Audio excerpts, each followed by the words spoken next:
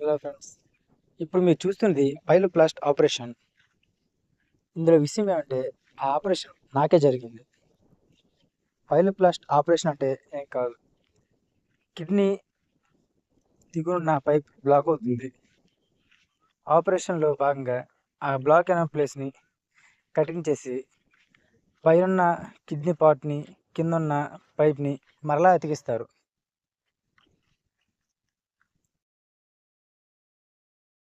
మొత్తానికి ఈ operation 2.5 are 3 hours time పడుతుంది.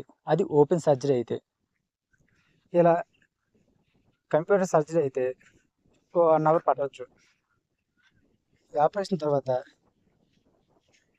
3 మంత్స్ బెడ్ రెస్ట్ ఉండాలి. అప్పుడే జరిగిన ఆపరేషన్ వల్ల యూరిన్ ఇన్ఫెక్షన్ అవ్వకుండా అక్కడ స్టంట్ పైప్ అనేది వేస్తారు. అది 1 మంత్లో తీయాలి. మర్చిపోకుండా హాస్పిటల్కి వెళ్ళి తీయించుకోవాలి. అది మన బాధ్యత. ఇందులో బ్యాడ్ లక్ ఏంటంటే నాకు జరిగింది ఓపెన్ సర్జరీ. కంప్యూటర్ ఆపరేషన్ చేయడానికి కంప్యూటర్ మిషన్స్ శ్రీకాకుళంలో అవైలబుల్గా లేవు. ఇందులో దరిద్రం ఏంటంటే స్టంట్ పైప్ నాకు వేసినట్టు డాక్టర్ కానీ నర్స్ కానీ ఎవరు చెప్పలేదు.